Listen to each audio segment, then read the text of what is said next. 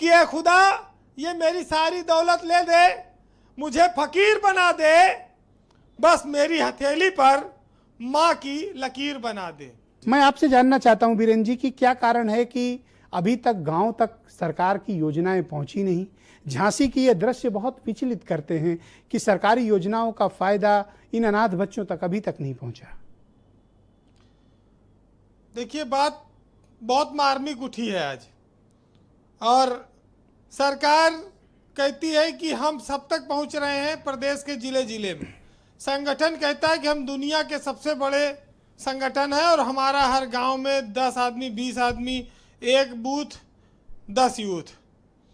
आज लेकिन अनाथ बच्चों को भोजन तक की व्यवस्था कराने वाले न यूथ है, न पूंजीपति लोग हैं, न पैसा जिन लोगों के पास है वो कभी आगे आ रहे हैं।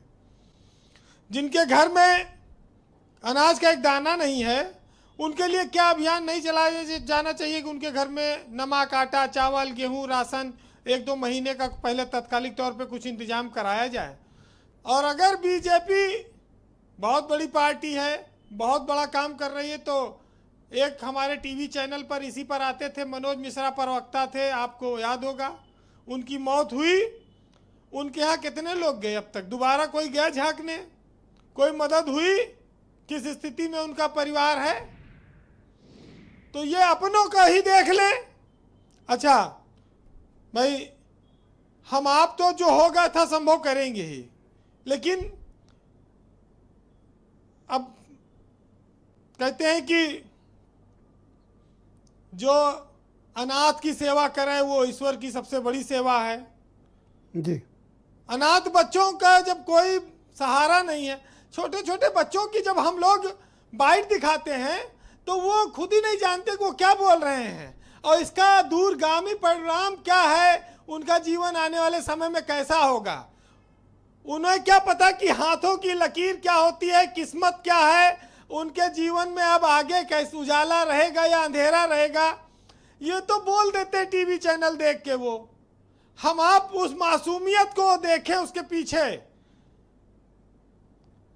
एक शख्स जो अनाथ हो और अपने जीवन में अगर सफल हो जाए तो वो क्या सोचता होगा।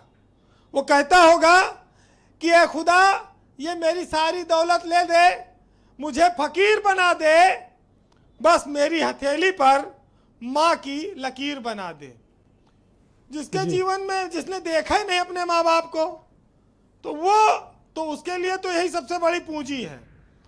बहुत सारे बच्चों को आप सुनते होंगे कि मेरे माँ बाप ने कुछ नहीं किया। बहुत सारे बच्चे अपने माँ बाप से झगड़ते हैं कि तुमने हमारे लिए कुछ किया ही नहीं।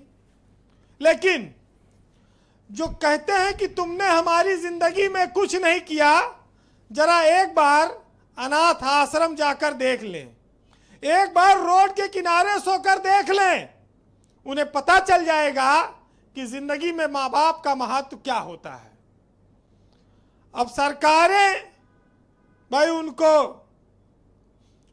अपनी बात कहनी है, जब उनके पास लेखपाल है, पटवारी है, सेक्रेटरी है, गांव में कौन कितना मरा है और गांव में कौन गरीब है, किसके पास भोजन नहीं है, सरकार चाहे तो उपलब्ध करा सकती है।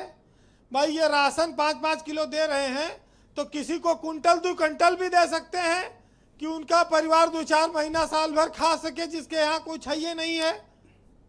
इसमें कौन सा रोक है। और समाज के लोगों को भी आगे आना होगा, उनसे आह्वान किया जाए। बहुत सारे लोग हेल्पलाइन नंबर के थ्रू भी, व्हाट्सएप के थ्रू भी मदद पहुंचाने को आतुर रहते हैं, उनको जानकारी मिले। देखिए, जब जिसके माँ बाप नहीं रहते हैं तब उसको एहसास होता है। तो आज साहित्य में एक लाइन कहूंगा कि लोग अपने जीवन में जो बच्चे बड़े होते हैं, कमाते खाते, क्या क्या मांगते हैं और एक अनाथ बच्चा क्या मांगता है। कि जन्नत मांगी खुदा से सबने, हमने मांगे माँ बाप हैं, और हमारे पास घर भी नहीं है, महलों के सबके ख्वाब हैं। न लोरी सुनाने वाली माँ, न चॉकलेट दिलाने वाले पापा हैं, और बचपन से न देखा माँ बाप को, न पहचाना अपने आप को। माँ बाप की दूरियां तकलीफ देती हैं, बच्चों से खुशियां छीन लेती हैं। घूमते हैं पागल बनकर सड़कों पर, सोचते हैं माँ बाप होते तो बिठा लेते पलकों पर ये तो सपना सा रह जाता है जब अनाथ होने का सच सामने आता है। जन्नत मांगी थी खुदा से सबने, हमने तो बस माँ बाप मांगे हैं।